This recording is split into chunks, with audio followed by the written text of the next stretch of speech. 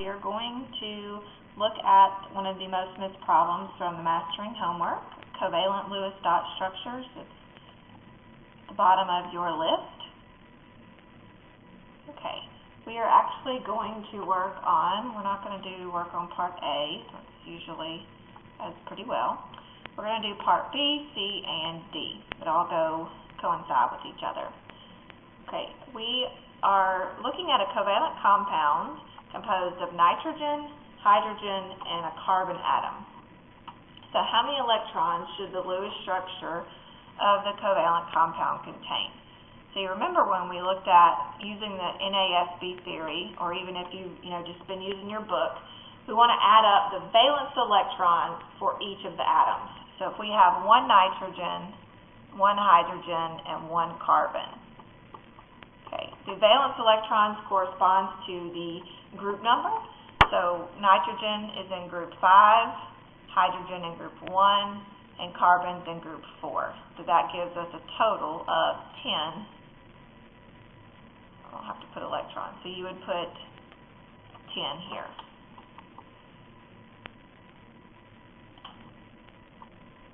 Okay.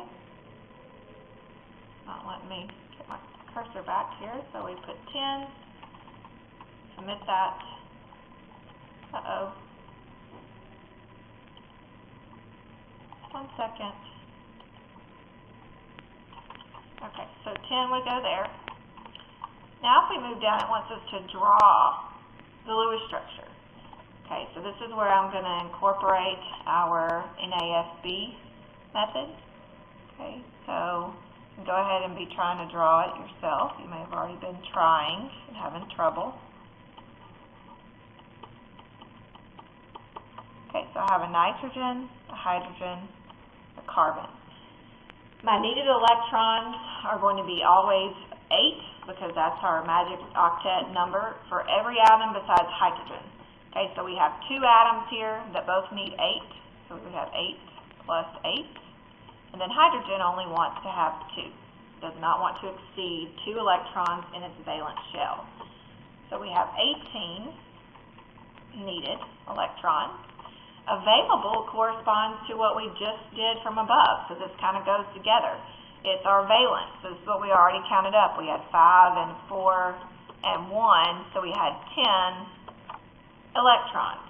Okay, so that's our valence. So when we get through drawing, we want to have 10 electrons represented.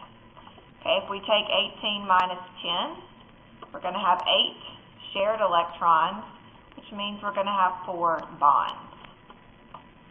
Okay, another key thing here is that carbon always wants to be in the middle. So at this point, hopefully you've watched all the videos and now you know what electronegativity means.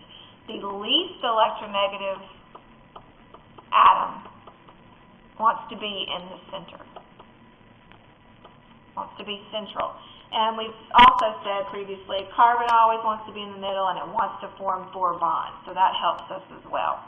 Okay, so I'm going to draw this up here, so we're going to have a hydrogen somewhere, we're going to have a nitrogen somewhere as well. Okay, but when we put these 2 atoms around, we only have 2 bonds. Okay, so we need 4. Okay, so where are we going to put these other 2 bonds? Okay, because we need 4, but yet we only have 2. Okay, well we cannot put the bond, another bond, to the hydrogen.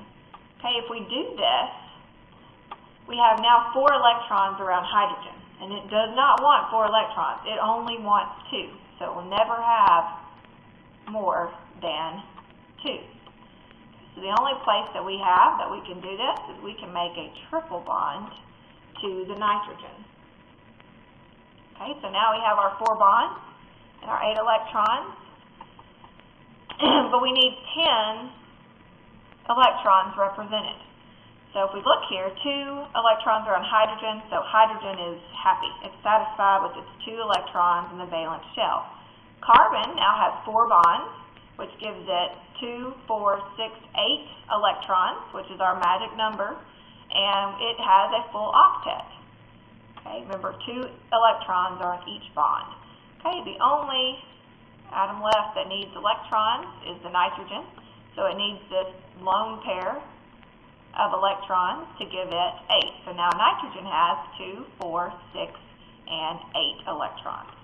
Okay, and so if you want to, real quick, we're going to go, before I plug this in, we're going to go ahead and work the one below.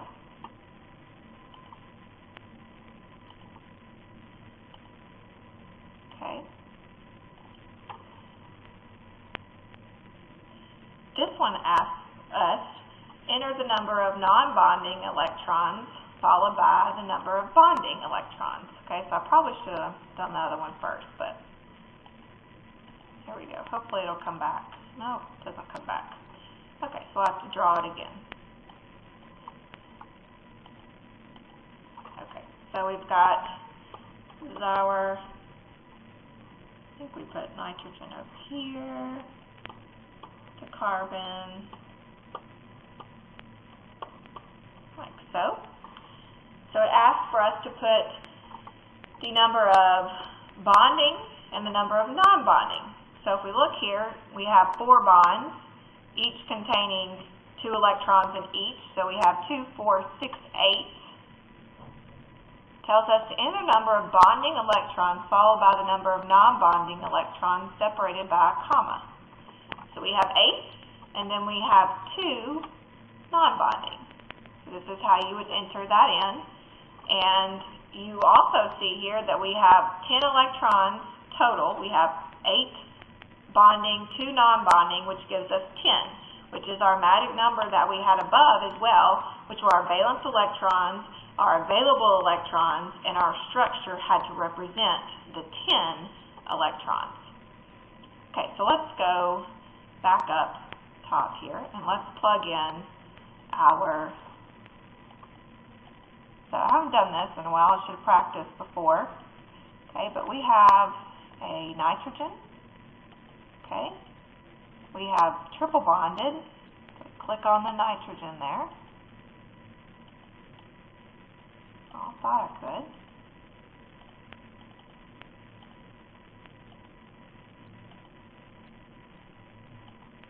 Sorry, you got to click and drag. Okay, but it's not bonded to a nitrogen, so we've got to double click there and change that to a carbon. Okay, so change the atom, or change the element, you've got to double click it and it becomes highlighted. Okay, now we're going to have a bond, click and drag, have a single bond, but now it's to a hydrogen. So we could have gotten hydrogen before.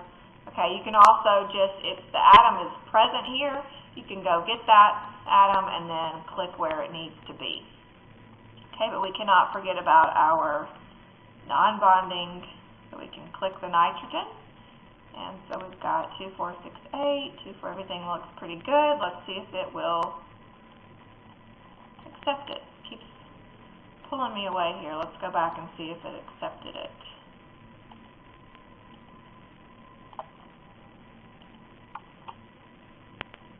For some reason it's getting rid of me when, okay, so it's correct. It accepted our answer.